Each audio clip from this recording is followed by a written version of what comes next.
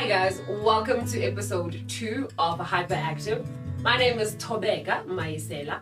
And my name is Bileng Jali, aka Peaches Imanizi. Alrighty, so guys, if you remember, we said we are going to discuss symptoms of hypertension as well as touch a little bit on sex. I was going to say my sex life, but sex as a whole and how it impacts a person who's got hypertension. Okay, before we start, I would like to say we are sorry for taking this long for episode number 2, simply because the pandemic, it's been holding us down and we've lost a lot of people. And for those of you who have lost their loved ones, we'd like to express our sincere condolences. We know that from June until now it's been crazy, and we hope that everybody's well and safe. Please practice social distancing and wear your masks. So, jumping right into the topic, right? I understand you have a couple of questions about this specific topic about sex. Yes. Uh-huh. I was reading an article 2 weeks ago, and it mentioned that people with high blood pressure, it affects their libido, it affects their muscles, it affects a lot of things when it comes to sex. So I want to know, when do you take your medication? First things first, everyone takes their medication differently. So it's completely dependent on how your doctor has prescribed your medication. I take my medication first thing in the morning before I have a meal. Where's this question going? So, because you take your medication before a meal, do you take your medication after a morning glory? Does that affect anything of some sort? Okay, wait. So, disclaimer for this episode. Yeah, mom, dad, uncle, aunt, Anybody under the age of 18, please don't watch. Disclaimer. I don't think that I have. Okay, morning glories. Okay, so because remember your medication is in your system for a good 24 hours. That's why you take it daily. Yes. I would have taken it 7 o'clock the previous day, and if morning glory happens before 7, then I'm fine. And I know you've covered the part where you say you don't have a problem when it comes to sex drive and libido, but I want to know, are there any other side effects that you're experiencing with your medication? So this is in general, not just with sex. In general. Okay, so I just want to go back to before I started taking my medication. The problem with hypertension is that it is a silent killer. We talk about it often, and we say that, a person doesn't get side effects, but some do. They're small. So it could be anything from having a headache. It could be anything from palpitations. So I struggled a lot with palpitations. Okay. I get hot flushes, almost like I'm on menopause, but I get hot flushes, and then you get palpitations and you've got headaches. And often we think, no, it's a headache because it's hot, or I haven't eaten. But every person has different types of every person has got different symptoms. So it could be anything from headaches to palpitations to hot flushes to feeling dizzy. It's all a sign of the fact that your pressure is peaking. But in general, once you've started taking your medication, it starts regulating your blood pressure and those symptoms lessen. But if you do default, those symptoms could come back and trigger you. So I struggled with headaches, major. You could be sleeping and wake up in the middle of the night with a headache. I know that this session, this episode, it's me asking you questions and getting clarity, especially involving symptoms and sex. But I know that sex is a form of exercising, right? Correct me if I'm wrong. Correct. Okay. So what other exercises can one do when they have hypertension? Lots of sex. I'm playing. No. No. The honest truth is it's important for you to speak to your dietitian, to speak to your doctor, because every person varies. I would have loved to just be a person where I said, Doc, please change my diet. It should help my blood pressure drop. But unfortunately, I had to take medication, and I have to take this medication for the rest of my life. So accompanied with that, I was told, you need to exercise more.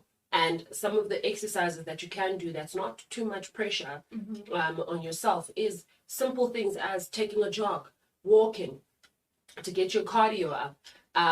I struggled a lot before I started taking medication. Yeah. I was a tough cookie, and I wanted to be lifting all the time.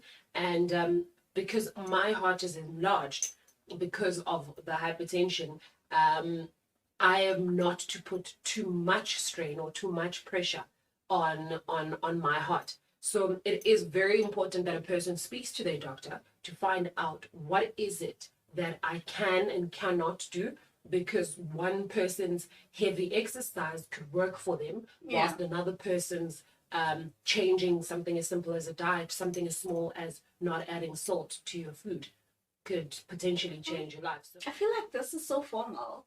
So, just to switch up a bit, right? Have you ever, like, passed out during sex? so here's the thing, right? I'm just thinking, like, your heart is, like, pumping and you're all excited. Yeah. So here's the thing. With sex, right? In general, it's a high tense activity. Yeah. Right? Yeah. And every person, regardless of whether you've got hypertension or not, is gonna get like all excited. But if you've got blood pressure, you could pass out, right? You could pass out. I've had a few occasions where maybe I could have not. Wait. A few occasions where I could have passed out. Could have. But I didn't. No, I didn't. Nobody deserves that credit. Yeah, me follow. Because I thought, what spikes your high blood pressure? Besides what, stress and, and like sex. what shoots Yes. and sex. Yes. And Yes. sex. Yes. Besides Stress and sex. and sex. Yes. What spikes your high blood pressure?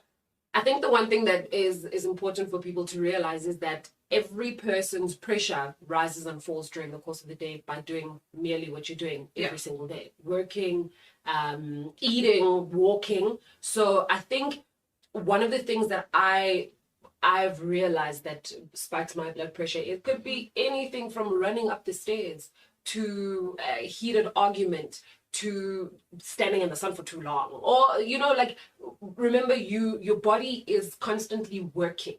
And what that means is that your body, your arteries are pumping blood and struggling in doing that at the same time. If you're taking your medication, then it helps it regulate it.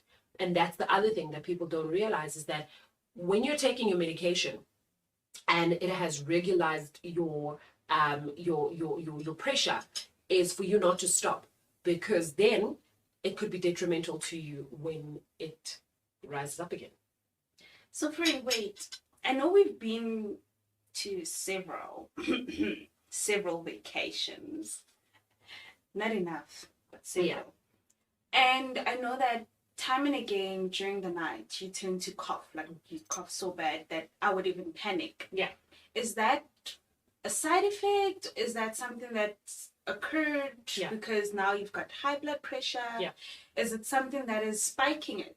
Because I know you mentioned the incident that you went to the doctors and you were shaking and they put a blanket on you and can you just walk us through? Sure. So one thing that people don't realize is that almost everything that happens to your body has an effect on your blood pressure. So when you say a situation where at night, if the air is too dry and I'm coughing, that might not necessarily be because my blood pressure is high. But when that happens, it raises your blood pressure because you're coughing. You know what I mean? And also, I think something that people don't realize, and it was the first time I found out about it, my blood pressure had spiked, and I had gone to the doctor's room, and they had placed me in a room to monitor my blood pressure. And I was freezing, right? And because I was freezing, my blood pressure did not drop. It was literally sky high.